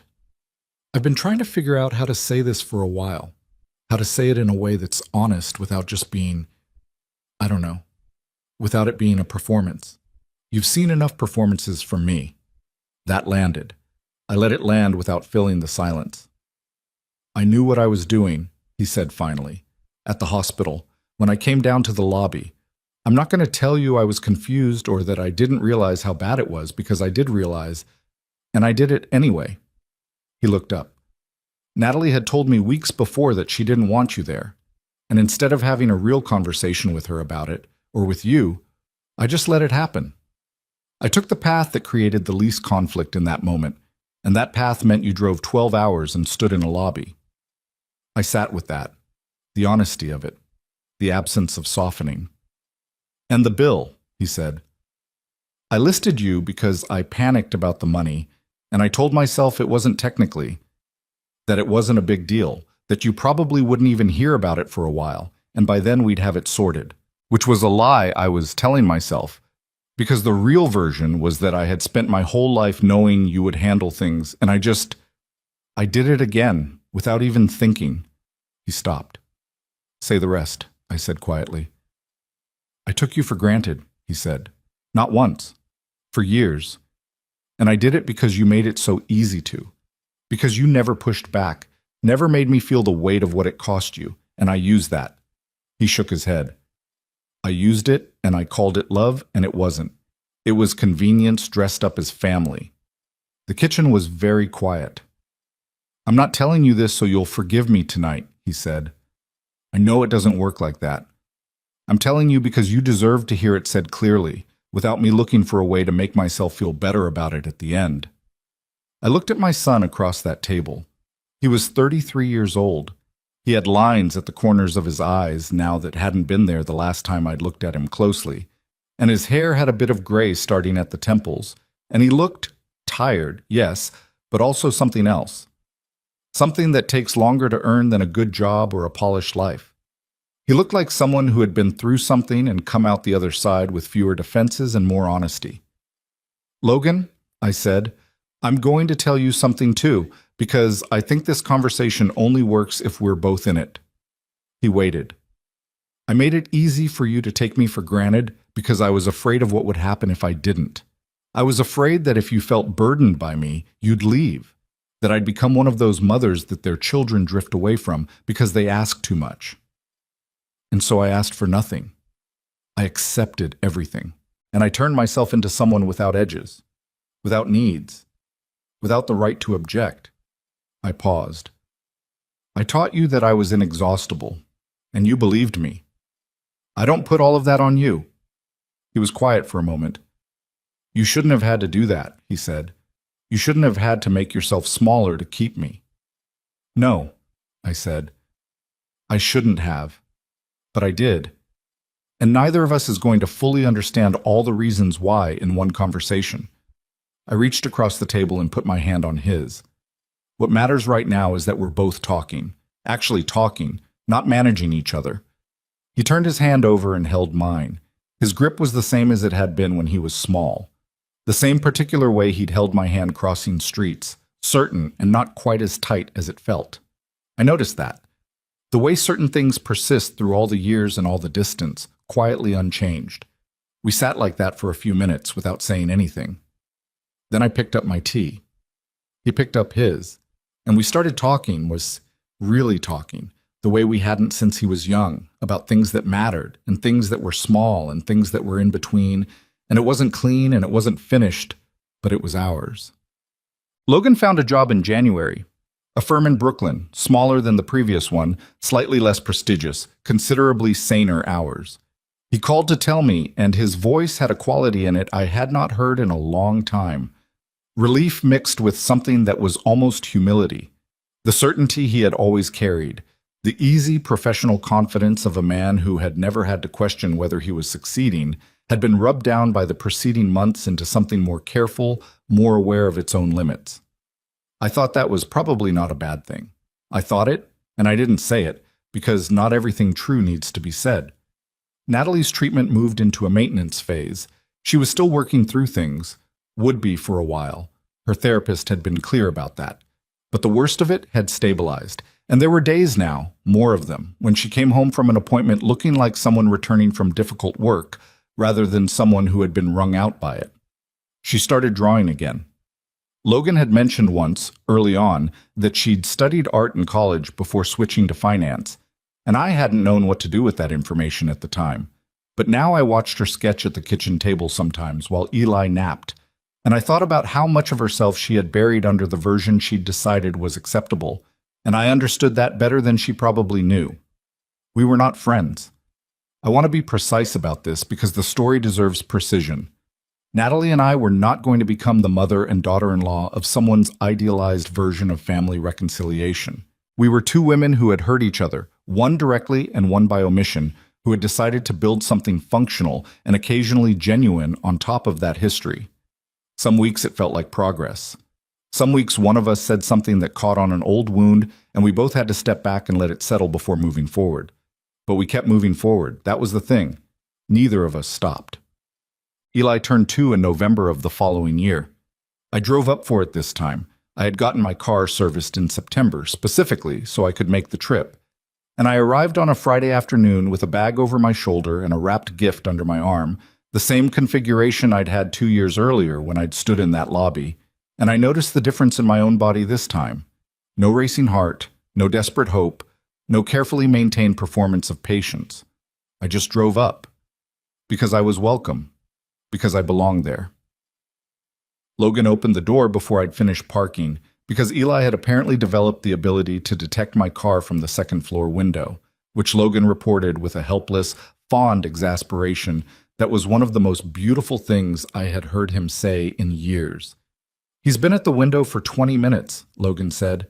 I told him it wasn't time yet, and he looked at me like I'd personally offended him. I laughed, real laughter, the kind that comes from somewhere uncomplicated. And then Eli came around Logan's legs at a run, at a full, uncoordinated 2-year-old run, arms out for balance, face arranged into an expression of pure, uncomplicated delight. And he crashed into my legs and grabbed on and looked up at me and said, with absolute authority, the word that I had waited 2 years to hear directed at me without hesitation or asterisk or qualifier. Gamma. Not grandma, not yet. He couldn't manage the full word. But gamma. His word. Mine. I picked him up. He was heavier than I expected, solid and warm, and he grabbed a fistful of my hair immediately, which he had apparently decided was a greeting. And I stood in that doorway holding my grandson while my eyes filled completely, and I let them, this time, because there was no performance required, no image to maintain, no careful dignity to protect. I just let it happen. Logan put his hand on my back, briefly. No words. He didn't need any. The birthday party was small. A few of Eli's friends from the neighborhood, Natalie's sister Claire and her husband Dorothy, who had driven up with me and immediately made herself at home in the kitchen in the way that Dorothy does everywhere she goes, to the visible relief of everyone present. Diane was there. I had known she would be, and I had made a decision sometime in the preceding months about how I was going to feel about that. The decision was this. Diane had been there for Eli's first year in ways I hadn't, and that was true. And I could either spend the rest of my life resenting the space she'd occupied, or I could show up and occupy my own space and let Eli have 2 grandmothers who both loved him in their own ways. He was not a pie. There was not a fixed amount of grandmother to go around. My showing up did not require her to be diminished. I introduced myself in the kitchen. She was shorter than I expected from the photos. She had kind eyes and a slightly formal manner that softened within the first 10 minutes. And we found, awkwardly and then less awkwardly, that we both thought Eli's current obsession with trucks was hilarious, that we were both slightly baffled by the specific brand of birthday cake Logan had ordered that tasted primarily of ambition, and that we were both, fundamentally, there for the same reason. We didn't become close, but we became something. Cordial. Aware of each other. 2 women who had been placed in a dynamic neither of us had designed and had both decided, in our own ways, to choose something better than competition. After cake, after Eli had destroyed the paper on his gifts with the focused demolition energy of a 2-year-old after the guests had begun to drift toward coats and goodbyes, Logan found me sitting on the living room floor with Eli in my lap, reading the truck book. Yes, the same one, now battered at the corners and missing its back cover, while Eli pointed at the pictures with grave authority and named them. "Twuck," he said, pointing at a dump truck. "That's right," I said. "What does it do?" He made an engine sound that went on considerably longer than necessary and then looked at me for approval. "Exactly right," I said. "You've got that exactly right." Logan sat on the couch behind us and watched. I could feel him there without looking. After a moment, he said quietly, so Eli wouldn't redirect his attention, "Mom." "I'm sorry it took so long." He wasn't talking about the party. "I'm sorry it took losing everything before I understood what I had." I turned the page of the truck book. Eli immediately pointed at the next vehicle with the same grave authority. "Twuck," he announced. It was a fire engine, but I didn't correct him. "You understand it now," I said. "That's what matters." "Is it enough?" Logan asked.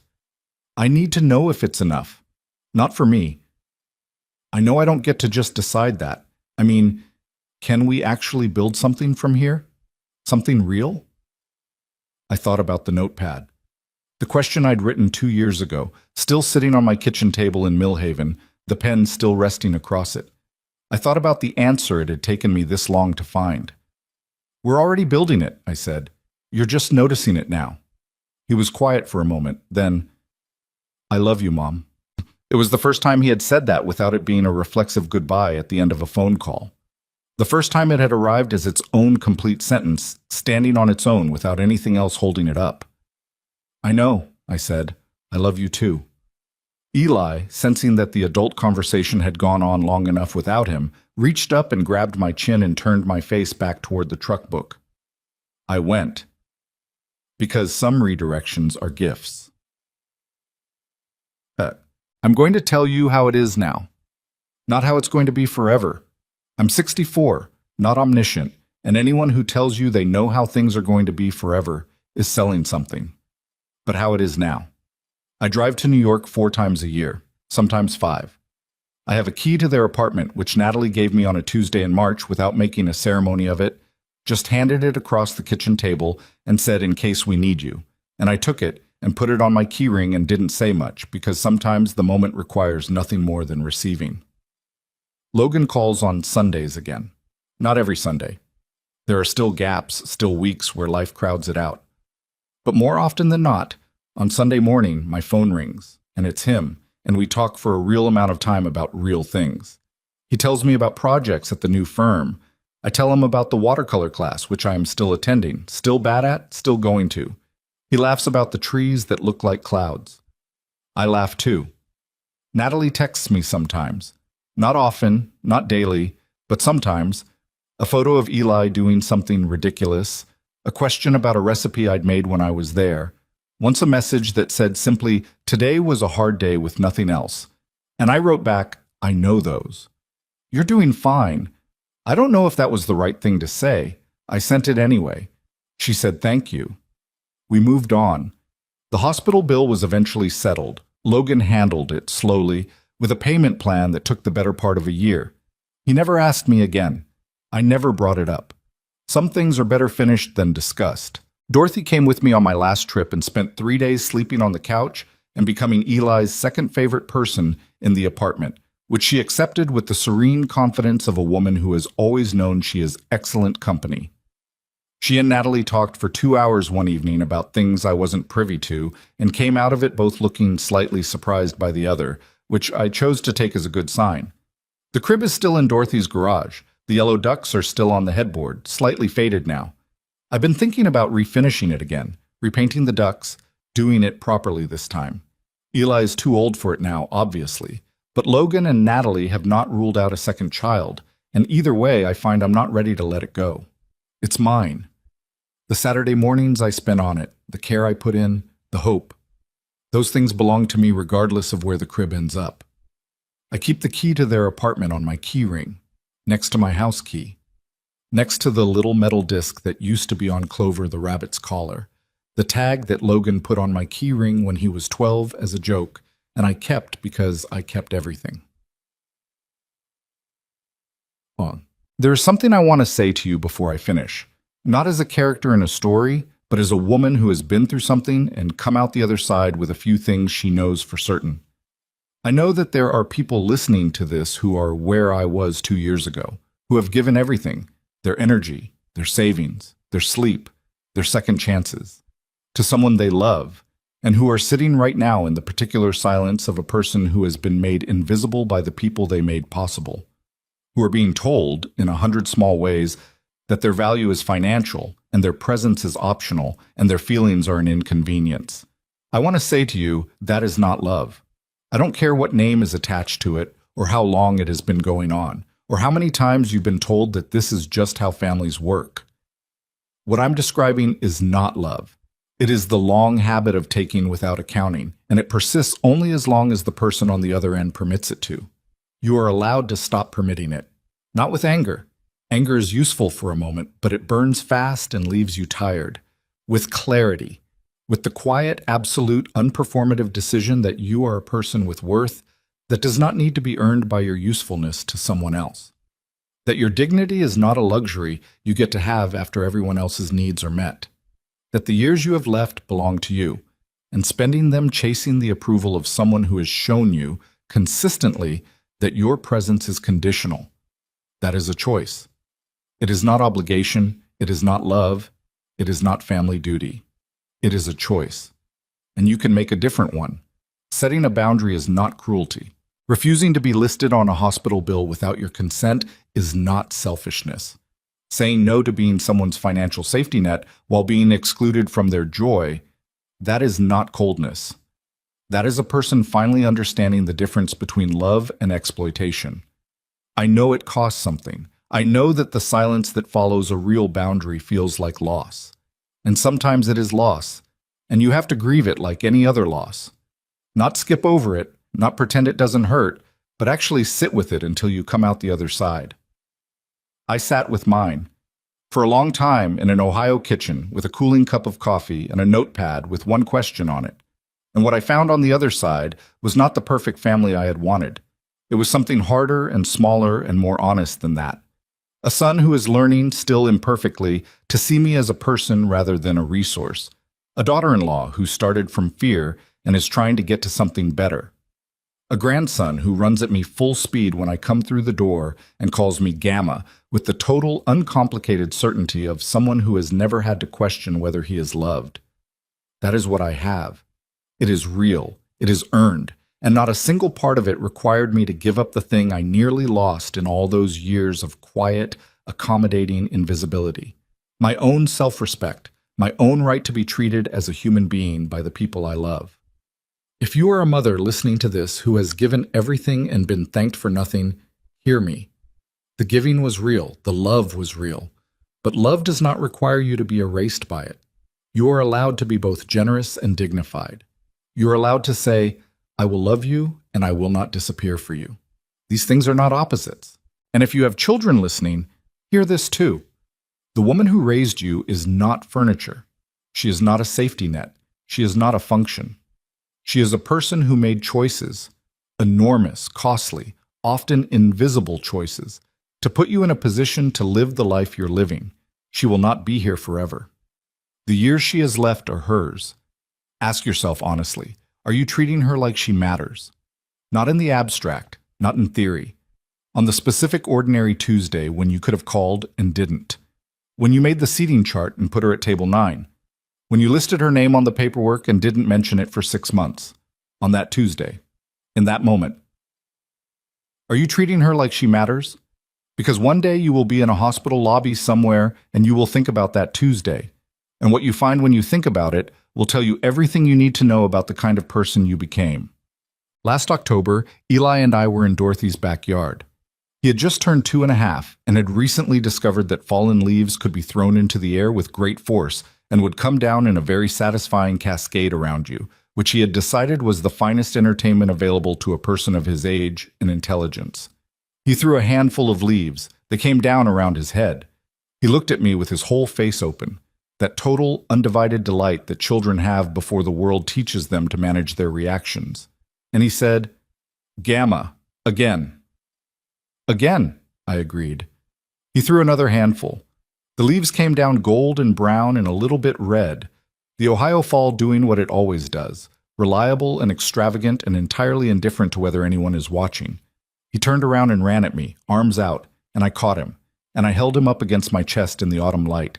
And I felt his small heart going fast from running, and I thought about 34 years in that house, and Richard, and the blue bedroom walls, and the 63 monthly installments, and table 9, and the lobby, and the notepad, and the key on my key ring.